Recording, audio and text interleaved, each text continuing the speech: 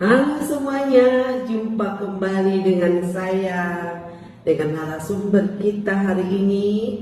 Pada kali ini kita akan membahas yang sedang viral ya di TikTok maupun di Facebook, yaitu pernyataan dari owner Rusun Berkah, yaitu Mak Olo. Kita tahu perkataan-perkataan yang tidak pantas, yang menghina, bahkan juga merendahkan orang lain, sekalipun mungkin marah oleh karena pejuang share dia terima karena dia tidak mendapatkan hadiah atau apapun alasannya, menjadi pegangan bagi kita. Pernyataan dari kita sebagai hamba Tuhan, ya kita boleh marah tapi jangan sampai keluar kata-kata yang menghina orang lain, mencaci maki. Kembali kita kepada apa yang dikatakan oleh Alkitab. Nah, di sini sudah ada narasumber kita, yaitu Bapak Pendeta Berton N. Beliau juga punya laman Facebook atas nama Pendeta Berton Nababan. Bapak Ibu, teman-teman bisa tonton di sana dan ikuti boleh ya. Dan kali ini kita akan bahas itu. Nah, saya mau tanya dulu ini Pak Pendeta. Iya. Pernyataan dari Mak Olo ini ya, bahwa banyak banget apalagi di TikTok, di Facebook, bahkan pernah saya komentar di TikTok saya juga, saya upload. Banyak banget komentar yang masuk, komentar yang negatif ya, banyak yang menghujat, bahkan maaf kata nih, menginginkan hal yang tidak pantas buat dia dengan pernyataan Mak Olo ini gitu loh. Marah gitu, apalagi wanita-wanita atau ibu-ibu pejuang garis dua, artinya yang merindukan keturunan. Mereka sakit hati. Memang owner Rusun Berkah ini, Mak Olo ini tidak menyebutkan orang-orang tertentu, tidak. Tapi kan orang yang merasakan, yang tidak memiliki momongan, dia pasti sedih dong. Hatinya terjadi tercabi-cabi gitu loh. Nah, terlontar kata-kata Mak Olo seperti itu, gimana sih perasaannya gitu loh. Orang sudah menanti-nantikan anak, merindukan keturunan, tapi tidak kunjung datang. Mereka sudah berusaha, bahkan juga ada beberapa teman kita kan, yang sampai bayi tabung pun mereka lakukan, habis biaya segala macam, tenaga, semua mereka lakukan, berdoa juga bersama hamba Tuhan, tapi tidak kunjung juga ya. Artinya bukan karena hebat-hebat kita, Benar. bukan karena kemampuan kita, semua itu karena kehendak Tuhan itu ya. Nah, bagaimana tanggapan Pak Pendeta ini? Pernyataan dulu, pernyataannya ini pernyataan yang sampai memang beliau marah ya, sampai menghina oleh karena mungkin orang yang men-share videonya itu atau Facebooknya itu tidak mendapatkan hadiah seperti yang diharapkan. Artinya Mak Olo ini marah-marah seperti itu. Bagaimana tanggapannya? Apakah kita ini boleh marah atau tidak? Bagaimana ini? Coba teman-teman kasih komentar ya, tanggapan, tapi tanggapan yang membangun, tanggapan positif ya. Coba bagaimana Pak Pendeta?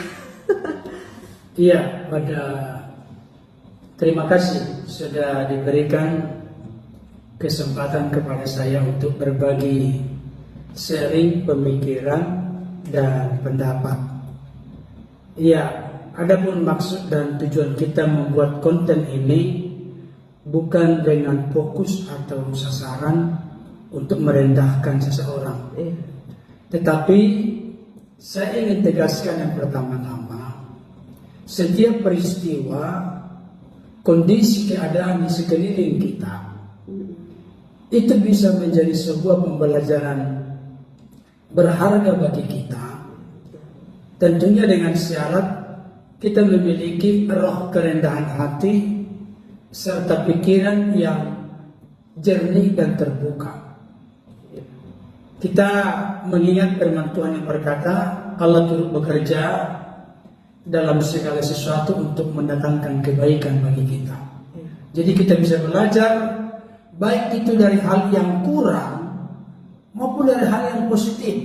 Hal yang kurang, hal yang tidak pantas, hal yang tidak benar, jangan kita tiru. Itu maksudnya.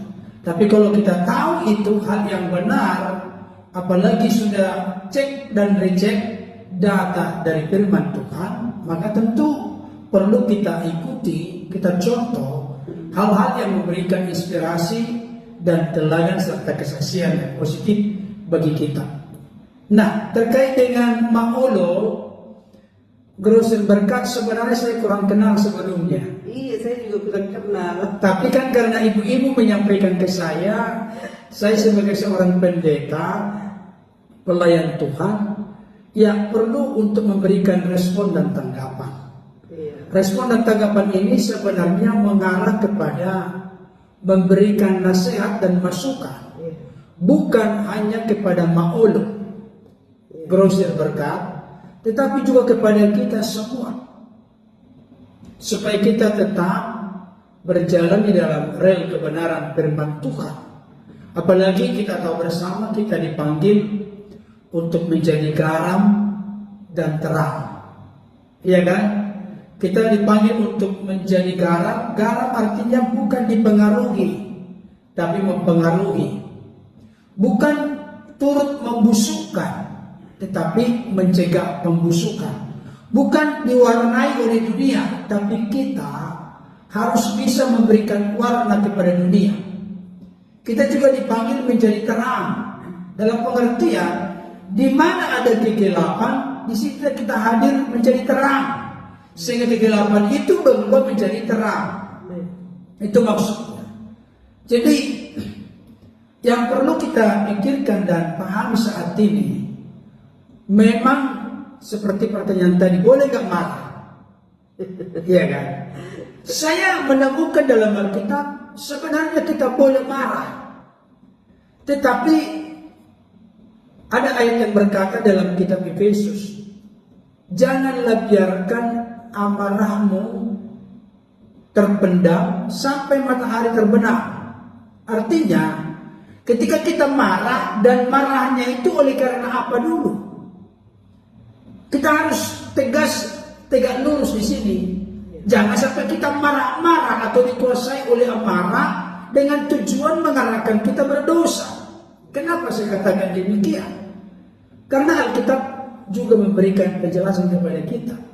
Yesus pernah marah. Kapan Yesus pernah marah? Oh, ketika Yesus masuk ke bait Allah.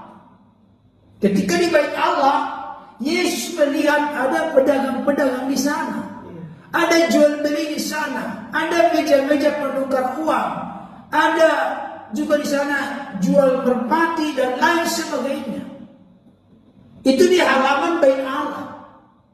Perlu kita tahu bersama, halaman bait Allah itu biasanya dikhususkan kepada orang-orang non-Yahudi untuk juga turut beribadah kepada Allahnya Israel.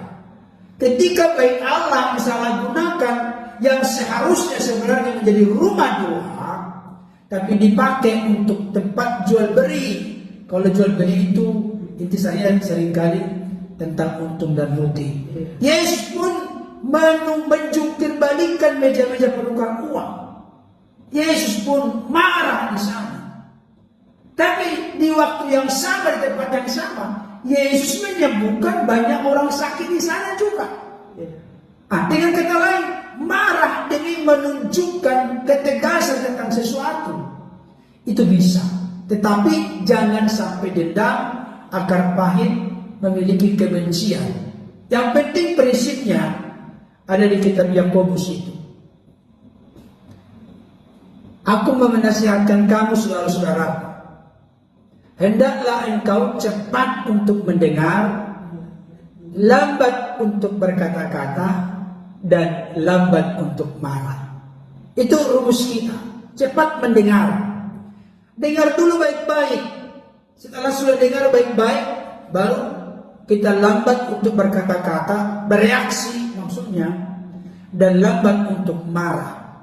Kalau kita lambat untuk marah, maka marah kita nanti akan terkontrol, terkendali. Itu dia. Ya, kira-kira apa lagi? Berarti marah itu boleh ya? Boleh. Bisa dikuasai, dikontrol. Iya, supaya arah dari marah itu jadi tujuannya adalah karena sebenarnya ada hati yang dalam untuk mencintai dan mengasihi, supaya orang itu jangan berada di suatu posisi yang salah. tapi supaya jalan di jalan kebenaran. Itu maksudnya. Seperti apa yang dilakukan Yesus tadi di bait suci ya. Iya. Nah, sekarang ini ada komentar masuk juga di dalam laman Facebook saya begini. Maklumlah OKB. Tahu nggak apa artinya OKB? OKB itu apa ya? Orang kaya baru.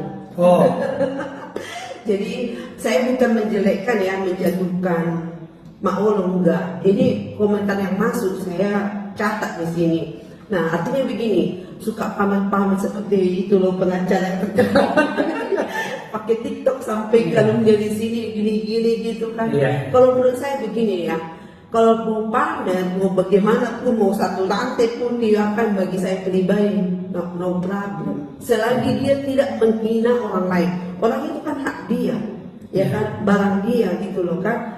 Ya semacam dia bahagia kok begitu, nggak ada yang melarang. Tapi kalau sampai menghina orang, mencaci maki orang, menjatuhkan orang-orang tertentu, ya itu yang menjadi masalah ya. Nah, yang kedua, saya lihat memang ada semacam tanda petik, ada kesombongan. Ini loh gua ini gitu kan. Ya, kenapa saya bilang begitu ya? Dia tunjukin itu nggak apa-apa ya, nggak apa-apa. Saya pun kalau ada sewajarnya pakai, nggak ada masalah di situ. Tapi yang kedua, kenapa saya bilang dia sombong? Nah, ketika orang lain misalnya dia tidak terima mendapatkan hadiah, dia tidak mendapatkan hadiah oleh karena dia sudah besar mungkin 20 kali. Seperti saya juga sering tonton dulu kalau saya kadang nggak pernah membeli, tapi saya suka ikuti karena pengikutnya kurang lebih 200.000 pengikut di laman Facebook. Berarti sebenarnya kalau dari ini sudah orang bagus ya, Boros Dekat ini sudah lumayan bagus, terkenal lah menurut saya ya. Tapi karena dia bilang, emang kamu punya emas, baru segini aja emasmu, kamu sudah seperti itu. Nah artinya ini loh gue ini, saya udah punya bukan hanya emas lagi, ini pun udah banyak kayak gitu. Artinya saya mau katakan, benar gak menurut Pak Pendeta ini ya, bahwa hidup ini apa yang kita punya, apa yang kita miliki saat ini adalah titipan anugerah. Bagaimana terhadap Pak Pendeta ini? Iya, jadi begini, supaya kita tidak sombong ini maksudku. Iya, saya dengar tadi informasi itu pengikutnya sudah kurang lebih 200.000 ya. Iya. Berarti pengikut itu ada karena ada yang mensupport dan mendukung. Nah itu. Ya, jadi kalau Allah menyaksikan mendengarkan ini, termasuk kita semua, ini tidak hanya fokus kepada Allah, karena kita juga kadangkala secara sadar tidak sadar kita juga sudah hidup dalam keangkuhan, kecongkakan, tinggi hati, dan kesombongan. Saya mau sampaikan, seperti Allah ini misalnya, sampai ada 200.000 lebih pengikutnya. Itu orang loh, bukan hewan. Orang yang mendukung dan mensupport. Artinya, sadar tidak sadar, kalau kita memiliki hati dan pikiran yang terbuka, ada roh kerendahan hati, ternyata dia itu berhasil karena support dan dukungan dari banyak orang. Ini penting. Makanya firman Tuhan berkata tidak baik manusia itu seorang diri saja. Kita ini makhluk sosial, kita butuh orang lain.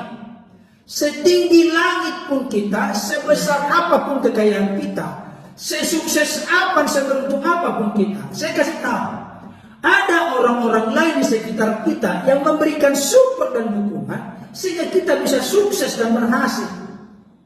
Kita tidak bisa berhasil tanpa orang lain, karena ada orang lain yang mensupport kita, yang mendukung kita. Ini kan ceritanya keroyokan untuk membuat orang lain berhasil.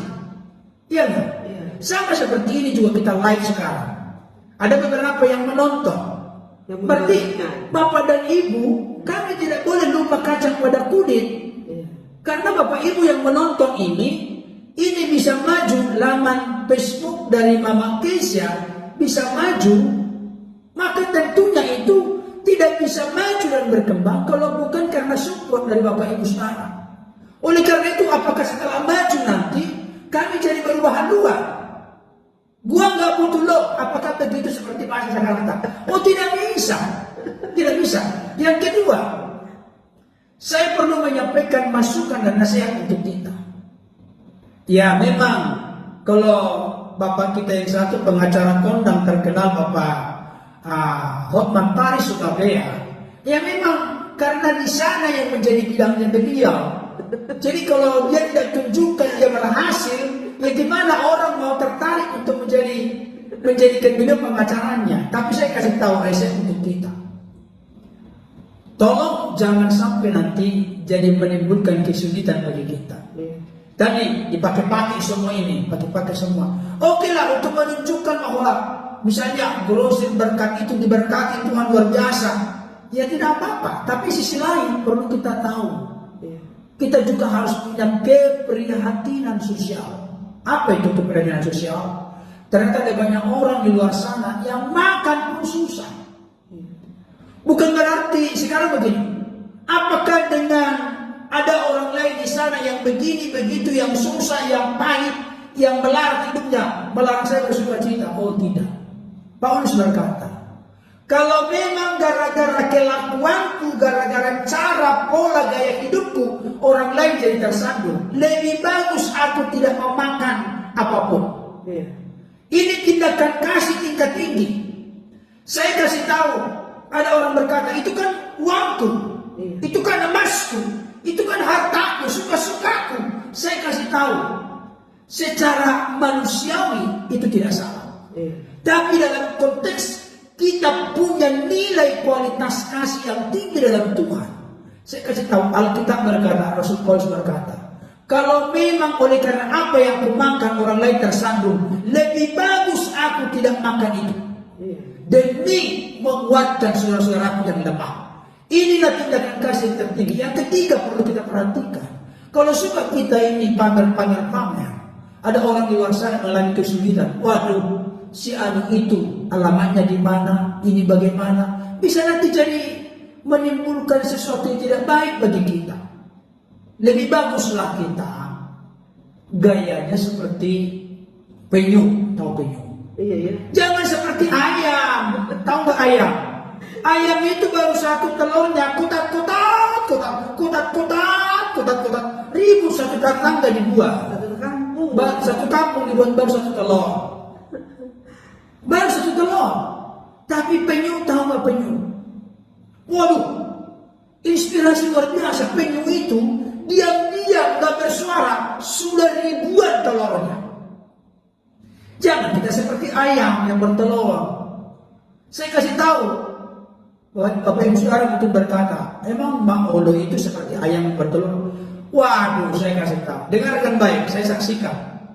Dulu bersama dengan Mama Kesia, ketika kita kuliah dulu, kita kenal siapa yang namanya Pak Dedi Kurniawan dan Ibu Bernadette.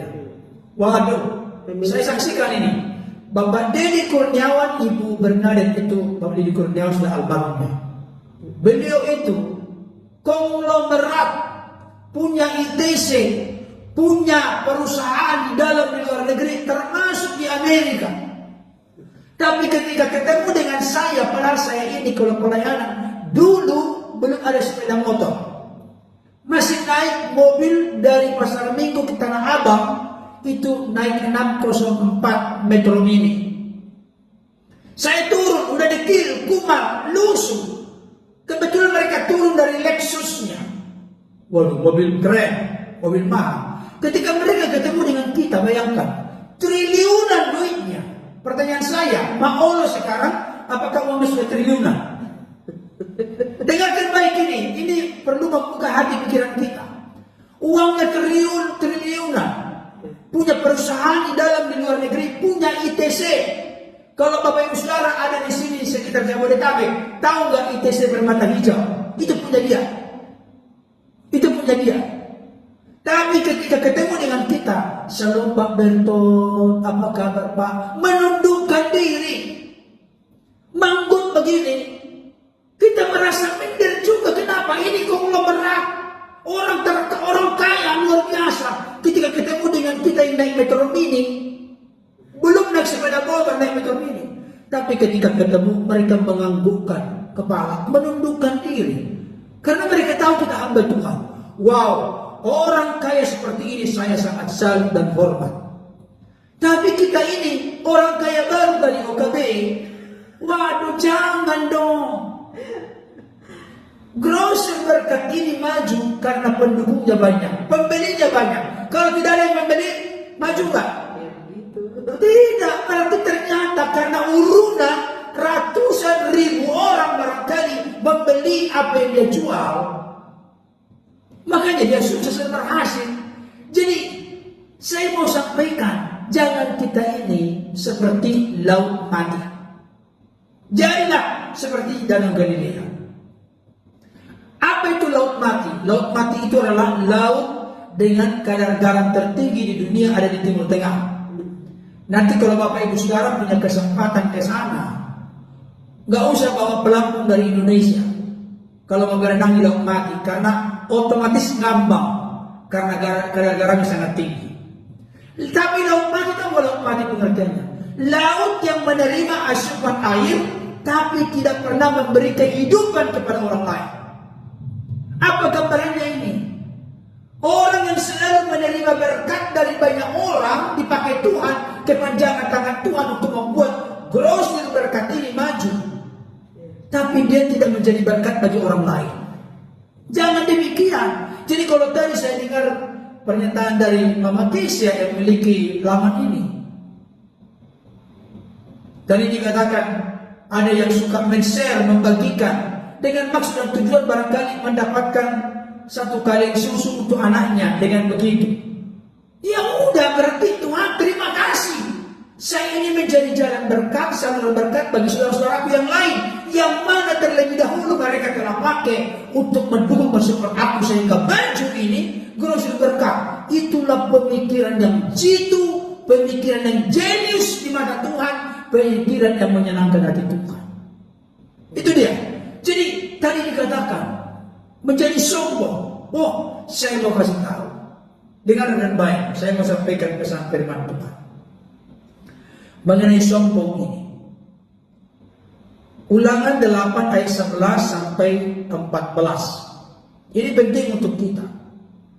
Ini share firman Tuhan Bapak Ibu Saudara. Ulangan 8 ayat 11 sampai 14. Hati-hatilah supaya jangan engkau melupakan Tuhan Allahmu dengan tidak berpegang pada perintah, peraturan dan ketetapannya yang kusampaikan pada hari ini. Dan supaya, perhatikan ini, dan supaya apabila engkau sudah makan dan kenyang, berhasil dong, mendirikan rumah-rumah yang baik serta mendiaminya, sukses, berhasil dong. Dan apabila lembu sapimu dan kambing dombamu bertambah banyak, berhasil dong. Dan emas serta perakmu bertambah banyak, dan segala yang ada padamu bertambah banyak. Oh ini, kan emasnya tadi banyak kan, gini-gini katanya kan. Apabila emasmu bertambah banyak, perakmu bertambah banyak, lembu sapimu, harta kekayaanmu bertambah banyak. 14. Jangan engkau tinggi hati, sehingga engkau melupakan Tuhan Allahmu yang membawa engkau keluar dari tanah Mesir, dari rumah perbudakan. Bayangkan, kalau kita ini sudah sukses dan berhasil. Resep pertama, ingat dulu ketika kita di kampung halaman, siapa kita? Kancing baju kita pun dulu kadang gak tepat di kancing, karena sudah hilang satu.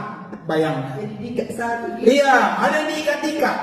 Mohon maaf ya, saya berdiri ya. Di sini dulu di kampung ada uangnya, apa itu? Uang itu uang cepet, uang logam-logam diikat-ikat di sini dengan karet. Saya perlu sampaikan ini kepada kita Bapak Ibu Saudara supaya kita ingat dari mana kita berasal. Siapa kita dulu? Misalnya contoh, itu Mama Olo, grosir berkat. Coba renungkan beberapa tahun yang lalu. Barangkali Mama Olo ini sukses berhasil setelah terjadi COVID. Itu bukan, dia dulu kontrak sampai kontrak. Oh, kontrak. Oh iya, berarti ingat itu. Berarti ada berarti saya mau katakan dia pernah susah gitu loh. Iya. Sampai kontrakannya itu baju-baju sampai ratusan, sampai Iya. jutaan dia sampai puluhan juta dia kesaksian dia. Iya, jadi itu yang diingat direnungkan. Itu yang direnungkan. Jadi mari coba kita ingat dulu kita siapa. Iya. Orang yang suka merenungkan, mengingat-ingat kebaikan Tuhan, orang itu tidak akan lupa daratan. Ada ungkapan berkata, lupa kacang pada kulit, tidak boleh. Orang pada bilang unang semua si Mardan. Sampai ada lagu. Semua si Mardani. Semua si Mardani. Nalupa Marina. Nalupa Marama. Maila Pogos. Maila Susah. Jangan seperti si Mardan kita. Jangan seperti Sampuraga. Jangan seperti si Marin Kundang. Lupa kacang pada kulit. Jangan. Ingat dulu kita ini siapa. Ketika kita susah, masih samakah kualitas hati kita rendah hatinya dibanding sekarang? Kalau sudah berubah, saya kasih tahu, berarti harta sudah menjadi tuan kita. Ini penting dan serius Bapak Ibu Saudara. Mari kita ingat siapa kita dulu. Makanya ada lagu Kidung Jemaat yang sangat bagus. Berkat Tuhan mari hitunglah, kau kan kagum oleh kasih-Nya. Berkat Tuhan mari hitunglah, kau niscaya kagum oleh kasih-Nya. Berkat Tuhan itu perlu dihitung. Kalau dihitung itu yang sudah berlalu, yang akan datang. Yang sudah berlalu kan dihitung. Kalau dihitung, tak mungkin kita bisa menghitung yang akan datang. Hitung kebaikan Tuhan, berkat Tuhan, kasih Tuhan, penyertaan Tuhan, pertolongan Tuhan, kekuatan dari Tuhan, kesehatan dari Tuhan. Semua dihitung. Supaya kita kagum, takjub, dan hormat kepada Tuhan. Sekaligus juga kita tetap memiliki kerendahan hati. Ini penting Bapak Ibu Saudara. Di sini dikatakan jangan engkau tinggi hati. Saya kasih tahu Bapak Ibu Saudara, tinggi hati ini, coba kita buka dulu. Amsal. Ini perlu saya sampaikan. Amsal 16 ayat 18. Ini perlu disampaikan. Ini bukan hanya untuk Ito Mama Ole ya, tapi untuk yang lain, untuk kita semua, termasuk untuk saya dan juga untuk Mama Keisha. Ya, dikatakan Amsal 16 ayat 18, kecongkakan mendahului kehancuran dan tinggi hati mendahului kejatuhan. Perhatikan, kecongkakan mendahului kehancuran. Orang itu hancur karena sudah mulai congkak. Orang itu jatuh karena sudah mulai tinggi hati. Karena itu jangan pernah congkak, tinggi hati, angkuh dan sombong. Karena apa? Kasih contoh juga di Alkitab ada yang seperti itu kan. Yang sombong tinggi hati, akibatnya apa yang diterima itu? Oh, yang sombong tinggi hati dalam kitab itu Firaun. Firaun mengeraskan hati, selalu merasa diri paling benar, paling hebat. Akhirnya karena dia suka mengeraskan hati, sampai ada 10 tulah yang dibuat oleh Tuhan, tetap dia mengeraskan hati. Maka kesimpulan firman Tuhan, Tuhan pun akhirnya mengeraskan hati Firaun. Kalau sudah Tuhan yang mengeraskan hati, nggak ada lagi jalan keluar, nggak ada lagi. Wahyu berkata kalau Tuhan yang membuka pintu, tidak ada yang bisa menutupnya. Tapi sebaliknya, kalau Tuhan yang menutup pintu, tidak ada yang bisa membukanya. Karena itu hati-hati. Bapak Ibu Saudara, saat ini kalau ada di antara Bapak Ibu Saudara yang sudah mulai diangkat oleh Tuhan, dibesarkan oleh Tuhan, ditinggikan oleh Tuhan, makin diberkati oleh Tuhan, jangan lupa kacang pada kulit, jangan lupa daratan, tetap rendah hati.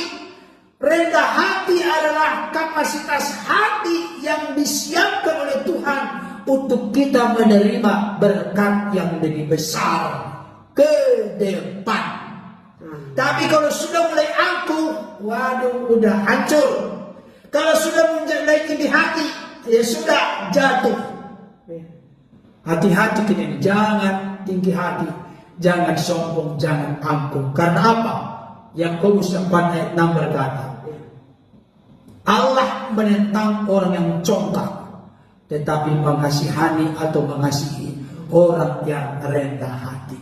Mari kita rendah hati supaya kita tetap dikasihi disayang Tuhan. Kalau kita disayang Tuhan, jangan takut. Keselamatan saja dia rela mati di kayu salib menebus kita. Apalagi kehidupan di dunia ini, masa Bapa di surga menutup mata untuk kita. Amin. Amin. Amin. Amin. Ya, jadi kita nggak boleh ya, makin kita diberkati Tuhan, sebenarnya kita harus makin merendahkan hati di Amin. hadapan Tuhan. Terus yang kedua, jangan kita mengukur orang lain. Kita tidak tahu kan, ada kalau kata dunia ya, hidup ini bagikan roda pedati. Ada kadang di bawah, kadang di atas. Ya, Iya. ya artinya kita nggak boleh sombong. Bahwa kan Benar. mungkin kita sekarang lagi naik daun ya, Iya. tapi kita nggak tahu kapan Tuhan. Kalau kita seperti bisa Tuhan ambil sekejap, ya kan? Oh iya. Ya, bisa juga Tuhan angkat sekejap. Ya, Iya. bila engkau yang membuka pintu, siapa yang bisa menutup kan? Iya. Begitu, itu firman Tuhan. Nah, jadi pelajaran begini. Kemarin juga ada saya bahas juga di TikTok ini. Saya soalnya ini demen saya bikin di TikTok. Ternyata Iya. penggemar TikTok dan Facebook lebih banyak loh. Oh gitu ya? Iya. Ya enggak teman-teman. Tulis ya komentarnya ya. Jadi penontonnya banyak sekali. Nah, begini. Ada orang yang membagikan mungkin Pak Pendeta kenal ini Selebgram Serlina Pitu. Oh iya. Ya, Selebgram Serlina Pitu. Ya kenal, itu Serena itu kalau nggak salah tinggal di mana aja? Di apa di Inggris. Inggris. Saya Inggris. juga senang suka mengikuti karena bagi saya bisa memotivasi saya sebagai ibu-ibu mama ya. Karena apa? Beliau berprestasi ya. Bagaimana supaya berkarya terus walaupun ibu rumah tangga, tapi dia berkarya, bermanfaat bagi orang lain, termasuk menciptakan lagu, ya kan? Iya. Produser lagu itu kan menjadi berkat bagi banyak orang. Benar. Dan yang kedua, jiwa sosialnya tinggi. Amin. Kenapa saya katakan jiwa sosialnya tinggi? Beliau juga jadi saluran berkat bagi perkaranya almarhum ya, Brigadir Joshua. Brigadir Joshua, Ya. ya kan? Beliau menyumbangkan beberapa uang ya. Kalau saya tonton di laman Facebooknya, bahkan juga pengacara, beliau mendukung. Iya. Nah, artinya orang yang bersosial. Nah, kemarin ada yang komentar di saya begini, bahkan banyak sekali bilang, ngapain sih itu Serlina Pitu itu pulang kerjaan, ya cari popularitas, ya kan? Bahkan badahon, provokator, ya kan? Mungkin supaya terkenal, bahkan ngapain menyumbangkan uang 50 juta?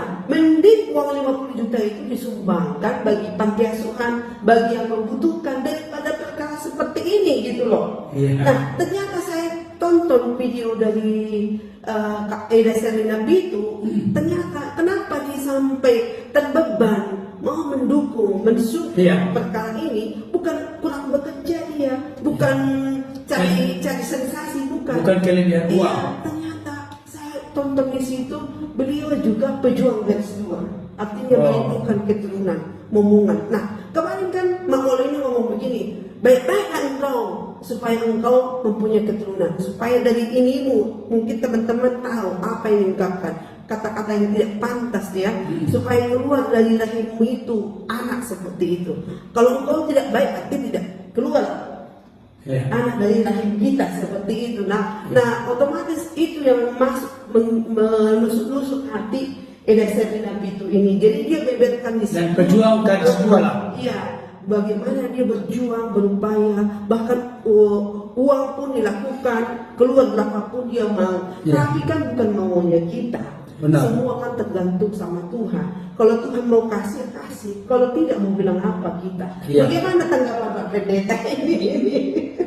Masalah keturunan ini, artinya saya mau maaf kata ini, saya bukan merendahkan ibu-ibu, sahabat-sahabat yang ada di Facebook, tidak ya. Ini tanggapan berpatokan baik to the Bible ya, apa yang dikatakan firman Tuhan. Karena kita ini kan manusia ini tidak bisa kita dengar apa kata dunia, tapi kita sebagai orang percaya harus kembali apa yang dikatakan Alkitab. Bagaimana kira-kira Pak Pendeta? Iya, jadi yang pertama yang perlu kita perhatikan, kalau kita tinjau dari sudut itu Mak Olo proses berkat, saya mau sampaikan, biarlah perkataan kita ini perkataan yang menebar kasih, perkataan yang membangun dan menguatkan. Iya, jadi semakin tinggi kita diangkat oleh Tuhan, biarlah kita semakin rendah hati. Terkait dengan pejuang garis dua, kalau saya melihat begini, memang inilah merupakan rahasia dan misteri Tuhan. Barangkali di antara teman-teman kita juga yang bergabung saat ini, ada yang sedang berjuang tentang pejuang garis 2, artinya mendapatkan momongan keturunan dalam keluarga. Pertama-tama saya ingin sampaikan, ketika hal itu yang terjadi saat ini, jangan putus asa. Kalau kami bersama dengan di sini, kita punya kekompakan dan kesepakatan. Bagaimana kita berdoa dengan sepakat. Ya, itu yang pertama ya. Tetapi kalau pada akhirnya nanti doa itu kan kita tidak memaksa Tuhan menuruti maunya kita. Tidak. Doa itu menggiring menuntun kita untuk makin menyelaraskan hidup kita, keinginan kita, kehendak kita dengan kehendak Bapa di surga. Sama seperti Yesus berdoa, ya Bapa, kalau boleh biarlah cawan ini berlalu daripadaku, tetapi janganlah kehendakku, melainkan kehendak mulai terjadi. Tapi yang jelas, berdoalah antara suami dengan istri dengan sepakat. Tapi kalau pada akhirnya tidak Tuhan karuniakan, bukan berarti Tuhan tidak sayang dengan kita. Karena apa? Karena kita tetap yakin dan percaya Allah turut bekerja dalam segala sesuatu mendatangkan kebaikan. Barangkali maksud dan tujuan dibalik dari semuanya kalau tidak dikaruniakan sampai akhir hidup tetaplah setia pasangan suami istri, dia dikaruniakan. Berarti barangkali kita ini sedang dituntun, dipimpin, diarahkan oleh Tuhan untuk mengerjakan sesuatu yang lain yang barangkali ya dana-dana yang dibutuhkan untuk mengurus anak itu dipakai untuk hal yang lain. Tujuan hidup kita sebenarnya adalah hidup kita bermanfaat, berarti menjadi berkat bagi orang lain. Memang ada hal yang perlu menjadi keprihatinan kita bersama. Apa itu? Orang dunia sering membuat takaran dan ukuran standar keberhasilan itu. Ketika mobilnya menumpuk, rumahnya mentereng, depositonya bermiliar-miliar. Memang udah itu yang menjadi pola gaya, prinsip pemikiran, pemahaman manusia. Tapi saya temukan dalam Alkitab, siapakah yang berhasil di mata Tuhan? Yang berhasil di mata Tuhan adalah yang hidupnya berguna, bermanfaat bagi orang lain. Dengarkan baik nasihat dan masukan ini. Yesus, dia pemilik surga dan bumi. Dalam eksistensi keberadaan sebagai firman, dia yang menciptakan langit, bumi, laut beserta segala isinya. Emas dan perak, seluruh kekayaan dunia milik dia. Tapi dia datang ke tengah-tengah dunia, ditinggalkan segala dosa kemuliaan di surga untuk datang ke tengah-tengah dunia. Setelah sampai di dunia, berapa triliun, biliun yang dia dapat? Tidak ada. Tidak ada. Dia kembali ke surga bawa apa? Bawa bermiliar-miliar, bertriliun-triliun, berbiliun-biliun? Enggak. Dia ke surga, naik ke surga, terangkat ke surga, enggak bawa apa-apa. Tapi dia telah rela mati di kayu salib demi menebus kita dari dosa. Dialah tokoh sepanjang sejarah segala abad yang paling sukses dan berhasil, karena lewat kematiannya banyak jiwa dipindahkan dari neraka ke surga. Inilah keberhasilan kita. Inilah keberhasilan yang dicontohkan oleh Yesus sendiri. Oleh karena itu, kalau saat ini ada pejuang-pejuang garis 2, pertama saya sarankan, tetaplah berdoa dengan sepakat dan sehati. Seperti firman berkata di dalam Matius 18 ayat 19. Jika 2 orang di dunia ini sepakat atau sehati meminta apapun juga permintaan mereka akan dikabulkan oleh Bapa di surga. Mari silakan sepakat dan sehati suami istri memohon meminta kepada Bapa di surga. Tapi tolong jangan, dalam hal ini saya sangat tidak setuju dengan ucapan omongan dari Ito Maolo Grosset Berkat.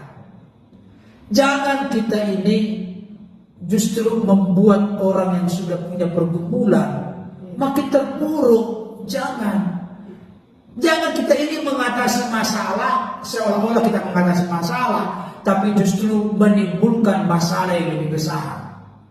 Orang yang bijak, masalah yang besar diperkecil, masalah yang kecil ditiadakan. Oleh karena itu, saya teringat dengan Efesus pasal 4 ayat 29. Ini penting kita bahas. Efesus 4 ayat 29. Janganlah ada perkataan kotor keluar dari mulutmu. Ini firman Tuhan. Janganlah ada perkataan kotor keluar dari mulutmu. Perhatikan baik saudara, keluar dari mulut ya. Apa yang keluar dari mulut meluap dari hati. Jadi kalau dari mulut kita keluar perkataan kotor, maka hati kita sedang kotor. Ini dengarkan baik Bapak Saudara. Hati kita itulah yang kotor, makanya keluar dari mulut kita perkataan kotor. Kalau hati kita dipenuhi dengan firman, maka perkataan kita adalah perkataan yang menghibur, meneguhkan, mengokohkan, dan menguatkan orang lain. Janganlah ada perkataan kotor keluar dari mulutmu, tetapi pakailah perkataan yang baik untuk membangun di mana perlu, supaya mereka yang mendengarnya beroleh kasih karunia. Ya. Ini dia. Baru ada satu lagi sebelum lanjut. Ada ayat ini tadi ini. Saya ingin jelaskan. Efesus 4:29 dari Matius 12 ayat 35-37. Orang yang baik mengeluarkan hal-hal yang baik dari perbendaharanya yang baik. Jadi kalau kita ini berbicara hal yang baik, perbendaharaan kita itu di mana tersimpan? Di hati kita. Iya kan? Kalau hati kita perbendaharaannya, banknya, bank hidup kita ini adalah hati. Kalau hati kita perbendaharaannya baik, maka akan keluar dari perkataan kita yang baik. Dan orang yang jahat mengeluarkan hal-hal yang jahat dari perbendaharaan yang jahat. Jadi kalau orang itu mengeluarkan kata-kata yang jahat, kata-kata yang kotor, kata-kata yang menghina, mencaci, memaki, merendahkan, maka di dalam hatinya penuh dengan caci makian, hinaan, hal yang merendahkan, hal yang kotor, hal yang bau dan busuk. Perhatikan dan tidak menenang. Tetapi aku berkata kepadamu, setiap kata sia-sia yang diucapkan orang, kata sia-sia, kata-kata jorok, kata-kata kotor, kata-kata hinaan, kata-kata caci dan makian yang keluar dari mulut kita, kata sia-sia itu harus dipertanggungjawabkan pada hari penghakiman. Kenapa? Karena menurut ucapanmu engkau akan dibenarkan, dan menurut ucapanmu pula engkau akan dihukum. Karena itu resep bagi kita. Ini sedikit lagi. Apa resepnya Bapak Ibu Saudara? Resepnya adalah, anggaplah Bapak Ibu Saudara tidak tahu berbahasa Inggris. Tidak tahu berbahasa Inggris. Nah, sekarang kita coba tes. Bagaimana resepnya? Sama seperti seseorang sangat awal dan pemula berbahasa Inggris. Saya akan buat bahasa Indonesia. Tolong dibuat bahasa Inggris. Aku ingin pergi ke sekolah setiap hari. Saya ulangi. Aku ingin pergi ke sekolah setiap hari. Bahasa Inggrisnya apa? Tolong yang sudah pintar nggak boleh ngomong di sini. Sudah pintar. Yang masih sangat pemula, aku apa? Iya. Mikir dulu. Aku apa? Ingin. One. Mikir dulu, mikir. Pergi. Go. Oke, go. Ke. To. Sekolah. School. Setiap Every day. hari. Setiap itu every. Hari. Day. Mikir dulu, baru ngomong. Jangan ngomong dulu baru mikir. Ini yang bermasalah. Itu bermasalah. Jadi kita ini dalam hidup ini, khususnya untuk Ito, Mama Olo, Grosir Berkat, kalau menonton menyaksikan ini, tolong punya roh kerendahan hati. Saya sebagai pendeta memberikan nasihat dan masukan. Umur saya kayaknya lebih tua, karena saya masih sangat muda ya. Orang kaya baru ini sangat muda. Jadi berkenanlah dengan rendah hati menerima nasihat. Perhatikan baik, dalam kitab Amsal dikatakan, orang yang rendah hati itu adalah orang yang suka menerima nasihat. Kalau orang sombong tidak suka menerima nasihat, ya, orang yang sombong siap-siap untuk hancur dan jatuh. Mari kita rendah hati. Kalau rendah hati berarti Tuhan yang meninggikan. Kalau tinggi hati Tuhan yang merendahkan. Kalau orang meninggikan diri, siapa yang menopang? Gak ada. Kalau jatuh sakit sekali. Tapi kalau Tuhan yang meninggikan, ada yang mencoba menurunkan. Tuhan yang topang, Tuhan yang bela, Tuhan yang buka jalan, Tuhan yang tetap memelihara dan melindungi. Amin. Oleh karena itu, mikir dulu baru ngomong. Jangan ngomong dulu baru mikir. Ngomong itu seperti senjata, peluru. Ini dia pistol. Ada pelurunya, tak tembak. Wah, setelah tembak, mohon maaf, gak ada gunanya lagi. Mati. Orang sudah mati, orang sudah keseleo, orang patah tulang, sudah terluka. Jangan dong, ya. Jadi mikir dulu baru ngomong. Untuk itu Mama Olo, Gereja Berkat, tolong ini, mikir dulu baru ngomong. Jangan karena sudah mulai kocek kita gede, jadi sembarangan ngomong. Oh tidak. Mari kita seperti padi, semakin berisi, semakin merunduk. Jangan seperti padi kosong, dihembus angin goyang-goyang gak ada isi gitu loh. Tong kosong nyari bunyinya. Jangan. Seperti padi kalau berisi makin merunduk. Makin berisi dia makin besar berisinya, makin merunduk. Artinya makin diberkati, makin rendah hati. Amin. Nah, satu lagi bagi Apa ya? tutup ya. Soalnya saya mau jemput anak saya ini. Ini ceritanya emak-emak berbagi ya, share bagi-bagi pengalaman gitu ya, berbagi yang viral sekarang. Tapi jangan sampai lupa tugas kita sebagai ibu-ibu. Nah ini nih, ada yang komentar begini. Nah, lah kenapa sih seminar itu ini sampai memasukkan ke ranah hukum gitu ya? Iya. Kenapa sih? Kan firman Tuhan katakan saling memaafkan, saling mengampuni. Kan ada firman Tuhan, Yesus sendiri mengampuni orang yang bersalah kok. Siapa kamu? Kok kamu berani banget membawa ke jalur hukum kayak gitu? Bagaimana percaya kamu pendeta ini? Jadi gini. Ini bagaimana ini? Jadi begini.